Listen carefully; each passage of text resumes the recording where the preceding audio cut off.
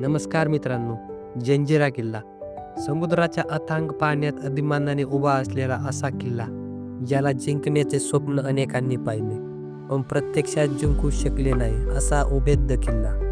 अरबी समुद्राच्या लाटांमध्ये उभा असलेला जंजिरा फक्त एक किल्ला नाही, तर युद्धकलेचा, स्थापत्यशास्त्राचा आणि इतिहासातील रहस्यांचा जिवंत नमुना आहे. महाराष्ट्रातील रायगड जिल्ह्यात मुरुड गावाजवळ समुद्राच्या मध्यभागी उभा असलेला जंजिरा किल्ला दूरवरून पाहिल्यावरच थरारक वाटतो.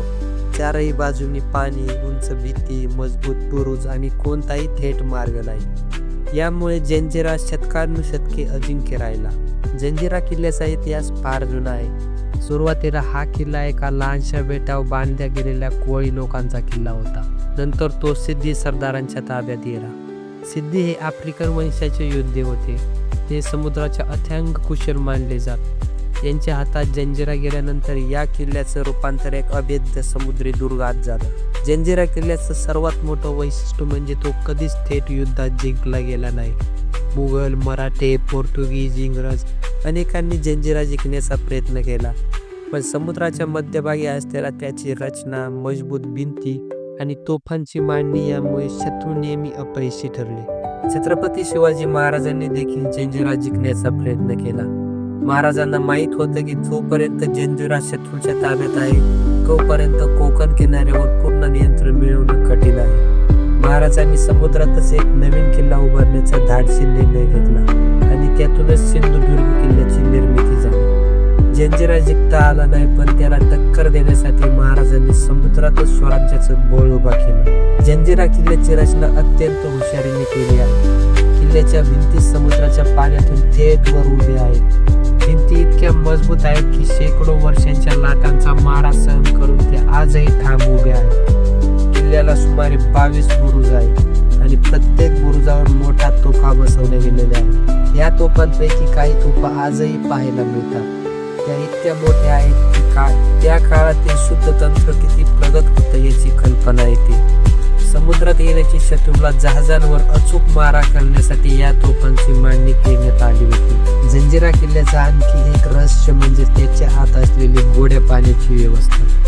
समुद्राच्या मध्यभागी असूनही किल्ल्यात गोड्या पाण्याची टाकी आहे. हे पाणी वर्षानुवर्ष खराब होत नाही. बेडा कितीही लांब असतात तरी किल्ल्यातील लोकांना पाण्याची कमतरता भासू नये यासाठी ही अद्भुत व्यवस्था केली होती. किल्ल्याच्या आत राजवाड्यांचे अवशेष, मशिदी, दारुगोळ्याची कोठार आणि सैनिकांच्या निवासस्थानांचे अवशेष आजही पाहायला मिळतात. यावरून लक्षात येतं की जंजिरा फक्त लष्करी ठाण नव्हतं, तर एक पूर्ण विकसित किल्ले शहर होतं. जंजिरा किल्ला समुद्रातून पाहिल्यावर त्याची खरी भव्यता लक्षात येते. जवळ जाताना किल्ल्याचे प्रवेशद्वार सहज दिसत नाही. हे देखील एक रणनीती होती. शत्रूला गोंधळात टाकण्यासाठी आणि अचानक हल्ला होऊ नये म्हणून प्रवेशद्वारावर लपवून ठेवण्यात आलं होतं. पावसाळ्यात जंजिरा अधिकच भयानक आणि सुंदर दिसतो. उसळणाऱ्या लाटा, काळसर ढग आणि त्या पार्श्वभूमीवर उभा असलेला किल्ला, ते दृश्य एखाद्या चित्रासारखं वाटतं.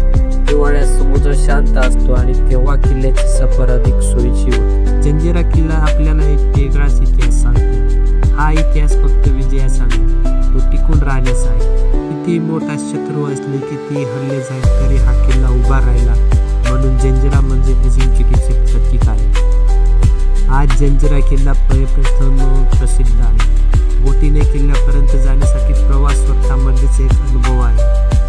समुद्रावरून किल्ल्याकडे जाताना हळूहळू उभा राहत जाणारा हा दुर्ग पाहिल्यावर मनात कुतूहल आणि आदर दोन्ही निर्माण होतात. जंजिरा आपल्याला शिकवतं की युद्ध फक्त तलवारीने जिंकली जात नाही, त्यासाठी बुद्धी, नियोजन आणि दूरदृष्टी लागते. या सगळ्याचं उत्तम उदाहरण म्हणजे जंजिरा किल्ला. आजही जंजिरा समुद्राच्या मध्यभागी अभिमानाने उभा आहे. काळ बदलला, सत्ताही बदलली, पण जंजिरा अजूनही अजिंक्य आहे आणि म्हणूनच तो इतिहासात वेगळं स्थान मिळवून बसला आहे. जंजिरा किल्ला म्हणजे समुद्रावर कोरलेली एक अमरगाथा आहे. जो कोणी इथे येतो तो फक्त किल्ला पाहून जातो, तो इतिहासाचा एक अद्भुत अध्याय अनुभवून जातो. तर जय भवानी, जय शिवाजी. मित्रांनो, तुम्हाला हा व्हिडिओ कसा वाटला कमेंटमध्ये नक्की सांगा आणि चॅनलवरती नवीन असाल तर प्लीज या चॅनलला सबस्क्राईब करा. तर मित्रांनो, भेटूया पुढच्या व्हिडिओमध्ये असाच एक किल्ल्याबद्दल माहिती देऊन. तोपर्यंत जय शिवराम.